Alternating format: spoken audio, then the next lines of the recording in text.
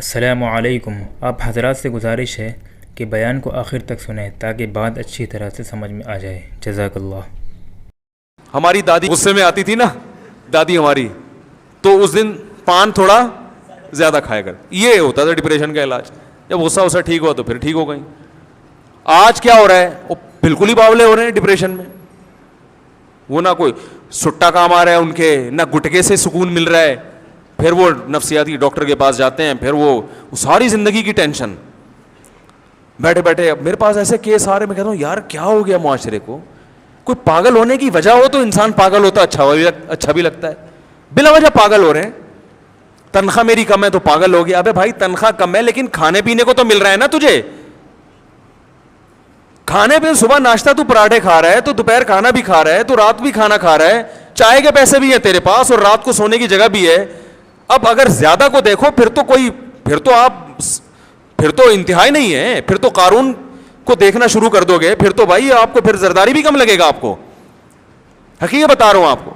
اور اگر یہ دیکھو میری ضرورت کتنی ہے، تو اللہ کا فضل ہے. ہمیں تو اپنے بارے میں لگتا ہے یار اللہ نے ہمیں ہماری حیثیت سے کروڑہ گنا زیادہ دیا ہے. اتنی ہماری اوقات نہیں ہے جتنا اللہ نے ہمیں دے دیا. الحمدللہ سب کے ساتھ ایسا ہی معاملہ ہے. تو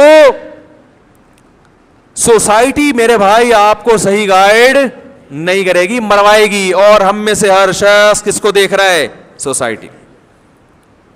بچیوں کو کو ایجوکیشن میں پڑھایا جا رہا ہے کہ سوسائٹی میں اس کو پسند برا نہیں کیا جاتا، برا نہیں سمجھا جاتا. بچی اگر کو ایجوکیشن میں پڑھ رہی ہے تو سوسائٹی میں اس کو برا نہیں سمجھا جاتا. تو یاد رکھو ایک دن ایسی سوسائٹی آنے والی ہے جب آپ کے بچے آپ کو اٹھا کے اولڈ ہوم میں جمع کرا دیں گے. آپ کی پیشانی پہ بل نہیں آئیں گے. آپ یہ کہیں گے سوسائٹی میں اس کو برا نہیں سمجھا جاتا. لیکن پھر آپ اولاد کی محبت سے، بڑھاپے میں انسان کو اولاد کی محبت سب سے زیادہ چاہیے ہوتی ہے. اور جوانی میں تو ضرورت ہی نہیں ہوتی. جوانی میں تو انسان کو اولاد کی محبت مل جائے، اچھا نہیں ملے تو ویسے ہی وہ کسی کا بچہ ہے، ابھی وہ خود کسی کی اولاد ہے. اصل تو بڑھاپے میں ضرورت ہوتی ہے. آپ کی بہویں، آپ کے بیٹے، پوتے، نواسے صاحب آپ کے ارد گرد. ہم تو اپنے باپ دادا کو دیکھتے ہیں، کہتے ہیں کیا قابل رش زندگی گزاری انہوں نے، کیا قابل. ہمارے نانا تھے ماشاءاللہ، بڑی اولاد دی اللہ نے. ذرا سے بیمار ہوتے تھے پورا خاندان لاہور، سرگودا، کراچی سارا گھر میں جمع ہو جاتا تھا. وہ بڑے خوش ہوتے تھے، یہ میرا بڑا بیٹا ہے، یہ میرا منجلا بیٹا ہے، یہ میرا چھوٹا بیٹا ہے، یہ میری بڑی بیٹی، یہ میری چھوٹی بیٹی، یہ میری بہو ہے، یہ میرا داماد ہے، یہ جناب میرا پوتا ہے. ہم لوگ پوتے تھے، نواسے تھے ہیں بھائی. ہم بھی چلے جاتے تھے اور پوتے بھی آ رہے ہیں، نواسے بھی آ رہے ہیں، پھر سب خرچہ بھی کر رہے ہیں. بھائی سب کے مشترک نانا ہے، کسی کے دادا ہیں تو کسی کے نانا ہے. تو وہ ویسے ہی 40 سال کی عمر میں شوگر ہوئی تھی، 99 سال میں انتقال ہوا ہے. اس لیے کہ ڈپریشن نہیں تھی.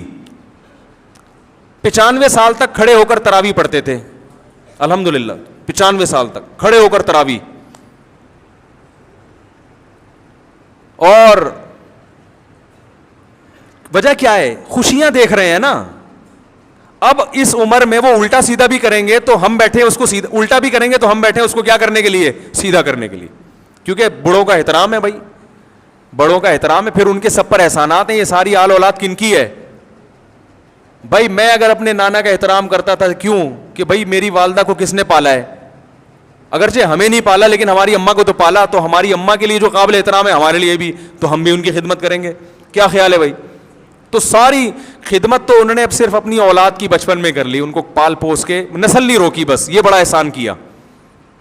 اور جو جتنی توفیق ملی حسب ذائقہ، جتنی اللہ نے ان کو گنجائش دی تھی اس حساب سے تعلیم دے دی. اب ساری زندگی کون ان کی خدمت کرے گا؟ ان کے اولادیں، ان کی بہویں، ان کے بیٹے، ان کے پوتے، ان کے نواسے. ان کا اکثر میں ایک ملفوظ سناتا ہوں. ان سے کوئی پوچھتا تھا، وہ بھی امام بھی تھے نا مسجد کے، آرمی میں بھی تھے اور مسجد کے امام بھی تھے. تو ان سے کوئی پوچھتا تھا کہ آپ کے گھر میں خیریت ہے؟ تو وہ جواب میں کہتے تھے خیریت کم بختوں کے یہاں ہوتی ہے. صحیح ہے نا؟ بڑا پیارا ملفوظ تھا. خیریت کم بخت کہتے ہیں بدقسمت لوگ. انہوں نے کہا اللہ نے ہمیں آل اولاد ماشاءاللہ اتنی دی، ہمارا گھر بھرا ہوا ہے. کبھی کسی بچے کی گھٹنے پہ چوٹ لگی ہوئی ہے، کبھی کوئی بستر سے گر گیا ناک پہ چوٹ آئی ہوئی ہے، کبھی کسی کو بخار ہوا ہوا ہے، کبھی کسی کو کھانسی ہوئی ہوئی ہے، کبھی وہ سردی زیادہ لگ گئی، کبھی کوئی نالے میں گر گیا اس کو نکال کے لائے ہیں. ٹھیک ہے نا؟ کبھی کسی کو اسکول میں ٹیچر نے مار کے باہر نکال دیا، اس کو جا کے اس کو. تو اللہ کا شکر ہے ہمارا خاندان ہے، خاندانی لوگ ہیں. خیریت اس کی ہوتی ہے جس کے کوئی ہوتا ہی نہیں ہے. جب کوئی ہے ہی نہیں تو خیریت ہی خیریت. وہ پھر دیواروں کو دیکھ دیکھ کے ٹینشن میں جاتا ہے. کہہ رہے یہ بھی خیریت سے, اس کو بھی نہ نزلہ ہے. دیواروں کو تھوڑی نزلے کھانسی ہوتے ہیں, اس کو آج کل سکون والی زندگی کہا جا رہا ہے. میرا جب سے بیانات کے سلسلے میں جانا ہوا دنیا میں, تو میں بڑے بڑے مالداروں کے گھروں میں بھی اب جانا ہوتا ہے, میں دیکھتا ہوں یار 1000 گز کا بنگلہ ہے, گھر میں افراد ہی نہیں ہیں, ایسی لگژری لائف ہے, اتنے بڑے بڑے یہ بیڈ روم ہے, یہ پلے گراؤنڈ ہے, یہ سوئمنگ پول ہے, بندے ہیں نہیں. یار تم کیا, اس سے تو اللہ کا شکر ہے وہ غریب اچھا ہے جس کے گھر میں آدمی تو افراد تو ہیں. وہ گھر میں آتا ہے, اس کو بچے ملتے ہیں, اس سے وہ عمر زیادہ ہوتی ہے تو داماد ہیں, بہویں ہیں, پوتے ہیں, نواسے, وہ زیادہ انجوائے کر رہا ہے. سوئمنگ پول میں وہ ندی نالے میں لے جا کے اپنے بچوں کو نہا لے, ان کے ساتھ اس کو زیادہ مزہ آئے گا بنسبت ہی سوئمنگ پول میں اکیلا تیر رہا ہو وہاں بیٹھ کے. وہ تو لائف تو پہلے آپ کو محبت کرنے والے افراد تو ملیں, آپ کی قدر کرنے والے, آپ کو عزت دینے والے, اور ان کی خوشیوں پہ آپ خوش ہو, ان کے غم پہ آپ غمزدہ ہو. پہلے یہ لائف تو جب بنتی ہے, اس کے بعد پھر آگے اگلا پروسیس ہے. آپ نے افراد ہی شارٹ کر دیے. اب گھر کی ڈیفینیشن یہ تھوڑی ہے کہ دیواریں اینٹیں ہوں, اس کو گھر تھوڑی کہتے ہیں. تو ہوٹل میں بھی ہوتے ہیں, ہوٹل میں تو زیادہ اچھی دیواریں اور اینٹیں اور ان کے پلستر بہت اچھا ہوتا ہے. آپ کسی ہوٹل چلے جاؤ, آپ کو آپ کے گھر سے زیادہ وہاں پر اچھا محسوس ہوگا. ایئر کنڈیشن روم ہے ایسا زبردست, میں گیا ہوں نا, سوئمنگ پول ہے بڑا بہترین, لان ہے, لاؤنج ہے, اور اس میں کافی بھی مل رہی ہے آپ کو, اور ساری چیزیں ہیں. لیکن آپ وہاں ایک آدھ دن کے بعد کہاں بھاگو گے اپنے گھر, کیونکہ وہاں وہ بندے نہیں ہیں جو یہاں چھوڑ کر گئے تھے. آپ نہیں آ رہی سمجھ میں, کیا خیال ہے؟